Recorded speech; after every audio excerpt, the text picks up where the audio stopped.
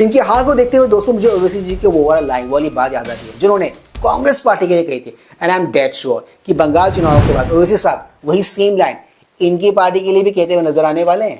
कांग्रेस में दम कम नहीं रहा, अब कांग्रेस सिर्फ म्यूजियम में रहेगी इंशाअल्लाह ताला। आप देखना कांग्रेस अब म्यूजियम में नजर आएगी। हमारे अब्बा थे, दादा थे, परदादा थे, ये इनकी फोटो है। वो उस जमाने में ऐसा करते थे। अबे तू क्या कर रहा है? ने मैं फोटो लगा के खुश हो दादा की।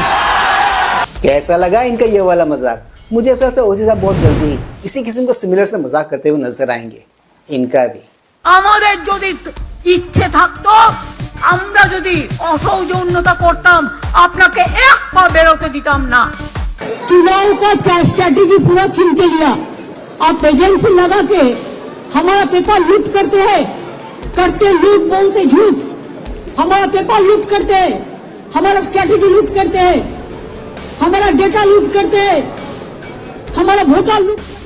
तो ये थी हम सबकी प्यारी दीदी एसआर के पहले और एसआर के बाद। इनके टोन में जो एग्रेशन था वो आपने फील किया, महसूस किया? सिमिलर सा एग्रेशन आपने शायद पहले भी कहीं देखा है। अगर मैं यहाँ पर एनालाइज करूँ पैनल से लेकर मीडिया तक के सारे जो लोग बैठे हैं एक तबके के लोग बैठे हैं। इसलिए लालू जी को जब भ्रष्टाचार का ब्रांड एम्बेसडर कहा जाता है ना, तो सिर्फ पिछड़े तबके की बेटी को दर्द होता है, बाकियों को दर्द नहीं होता है, क्योंकि सब एक ही जमात के लोग बैठे हैं। लालू प्रसाद यादव को पैनल ने भ्रष्टाचारी नहीं कहा है, कोर्ट ने कहा है भाई, कोर्ट ने। फिर आप फैक्चुअली इनकरेक्ट हैं, यही तो परेशानी है आपकी। लालू प्रसाद यादव को अलग अलग 5 केसेस में भ्रष्टाचारी कोर्ट ने कहा है। ये दीदी अगर अग्रेसिव है तो इन दीदी का अग्रेशन भी कम घातक नहीं है, ये भी बहुत अग्रेसिव है।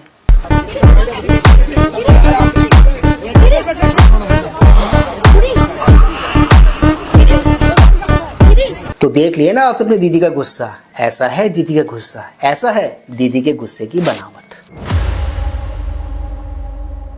Please like share subscribe and high YouTube channel ताकि हम ऐसे कंटेंट्स बनाते रहें और हमारा ये कंटेंट ज्यादा से ज्यादा लोगों तक पहुंचे। तो दोस्तों ज्यादा वक्त ना गवाते हुए let's go back to the topic then. कुछ लोग भारत में कुछ दिनों पहले जोहरान को ढूंढ रहे थे कि जोहरान तुम कहाँ हो, कहाँ हो जोहरान, कहाँ हो जोहरान। कुछ याद आया आपको? जोहरान, जोहरान, जोहरान, जोहरान तुम कहाँ हो? Anderson, where are you? English भी बोल रहे हैं। अरे अरे तुम नहीं भाई, मैं अमेरिका नहीं भारत के जोहरान को ढूंढ रही हूँ। अमेरिका को तो उसका जोहरान मिल गया है, लेकिन भारत का जोहरान कहाँ है? कहाँ है हिंदुस्तानी जोहरान?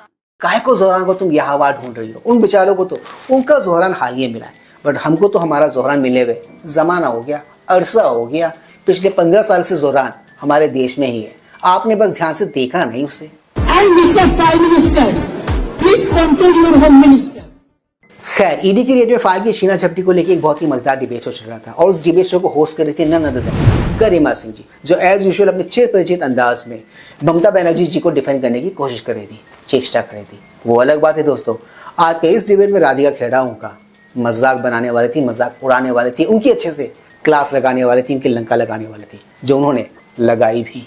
ईडी कह रहा है कि ममता बनर्जी कोयला तस्करी के पैसे से चुनाव लड़ती हैं। गोवा में कोयला तस्करी का पैसा ममता बनर्जी ने इस्तेमाल किया। क्या आपने ईडी की प्रेस रिलीज पढ़ी है? नहीं, बिल्कुल पढ़िए। क्या लिखा है उसमें? उसमें साफ तौर से ईडी ने लिखा है ये कोई पॉलिटिकल रेड नहीं है, ये जिसके ऊपर रेड हो रही है ये कोई आज का तो केस है नहीं। आप भी जानती है कब से चल रहा है इलीगल माइनिंग, मनी लॉन्ड्रिंग और हर चीज का सबूत बतौर सबूत अवैध कोयला खनन, मनी लॉन्ड्रिंग का केस चल रहा है ईडी के पास। आईसीआईआर है, एफआईआर है, ट्रेल है, पैसा है। और आप जिस शुरुआत में बात कर रही थी कि दाएं बायां हाथ है, अभिषेक बैनर्जी सिर्फ दाएं बाएं हाथ, नाक कान पैर नहीं है, वो उनके भतीजे भी हैं, सगे भतीजे भी हैं, साथ में उनकी डॉटर इन लॉ की भी इंक्वायरी हो चुकी है और ये केस कंटिन्यूअस चल रहा है। दरअसल यही तो राधिका, यही तो मैं आपसे सवाल पूछने वाली हूँ कि भाई 2021 का बंगाल का विधानसभा चुनाव आया मामला, तो दरअसल ये 6 साल पुराना है। एक मिनट गरिमा जी, एक बहुत जरूरी फैक्ट चेक। यहाँ पे बार बार आप लोग बोल रहे हैं कि कार में तेल भर गया, क्या हो गया। 21 नवंबर 2025 ईडी की सबसे बड़ी raid West Bengal Jharkhand illegal coal mining and laundering syndicate पे 12 दिसंबर 2025 तब भी हुई है। तो ये कहना कि ओहो अभी जनवरी आया कार में तेल पड़ा हुआ था, ये कंटिन्यूअस प्रोसेस है जिससे मैं कह रही थी। और आपने देखो दोस्तों, ईडी ने साफ साफ कहा है कि इस रेड को करवाने के पीछे उनका मकसद पॉलिटिकल जरा भी नहीं है, बल्कि ये करप्शन से जुड़ा हुआ मामला है, यानी कि कोयला घोटाले से जुड़ा हुआ मामला।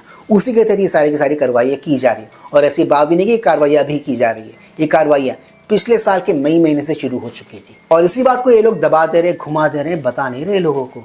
उस डिबेट में हमें जो कुछ भी होते हुए देखा ना, वो उसी का एग्जाम्पल था, उसी का एक सैंपल था कि ये लोग बात को दबाने की कोशिश कर रहे हैं। एग्जैक्ट जो बात है, एक्चुअल जो बात है, वो ये लोग दुनिया को नहीं बता रहे। आपको क्या लग रहा है ये अभी से बौखलाए हुए? जी नहीं, इनकी ये बौखलाहट हमें बहुत पहले नजर आ गई थी जब हमने एक डिबेट में इन्हीं के एक प्रवक्ता को किसी एक लेडी एंकर के साथ में बदतमीजी करते हुए देखा था। सिखाया इसको। देखिए झूठा आधार कार्ड बनाएगा तो उसे हिंदुस्तान की सिटीजनशिप नहीं मिलेगी। समझ गए आप? ठुल्लू पकड़े गए, क्या पकड़े गए? ठुल्लू पकड़े गए, बाबा जी का ठुल्लू पकड़े गए, क्या पकड़े गए? नहीं, आप बदतमीजी कर सकते हो, पकड़े गए, क्या पकड़े गए? बाबा जी का ठुल्लू पकड़ लिया आपने, क्या पकड़ लिया आपने? Get out of my show, get out of my show.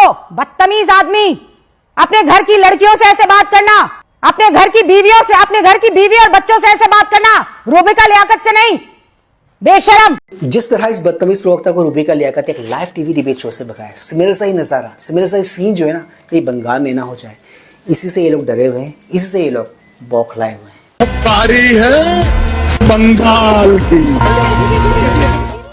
देखो मित्रों, बंगाल विधानसभा चुनाव मार्च और अप्रैल महीने में होने हैं और आपको तो पता ही होगा कि एसआईआर के चलते ऑलरेडी 1.2 करोड़ वोटर्स ऐसे हैं बंगाल में जिनको ईसी ने चिन्हित किया है कि ये लोग संदिग्ध वोटर्स हैं। उसके अलावा 58 लाख जो वोटर्स है ना, उनका नाम ऑलरेडी ईडी ने लिस्ट से काट दिया है, निकाल दिया है, साफ कर दिया है। इसीलिए ये लोग हड़बड़ाए हुए, इसलिए ये लोग बौखलाए हुए, तिलमिलाए हुए हैं। और एक मजे की बात दोस्तों, बंगाल में जो पिछला लोकसभा और विधानसभा का चुनाव हुआ था ना, उसमें जो बीजेपी और टीएमसी के बीच वोट शेयर डिफरेंस था वो हार्डली 58 लाख के आसपास का था। Now connect all the dots और आपको समझ में आ जाएगा कि why these people are rattled, they are rattled. तो दोस्तों, आज के इस मजेदार वीडियो में सिर्फ इतना ही। मैं मिलूंगा आप सबके साथ अपने अगले वीडियो में। एनईएस, do not forget to like, share, subscribe YouTube channel. इससे हमें शक्ति मिलती है, इससे हमें ताकत मिलती है और इससे हमें मोटिवेशन मिलती है। कीप स्माइलिंग दोस्तों।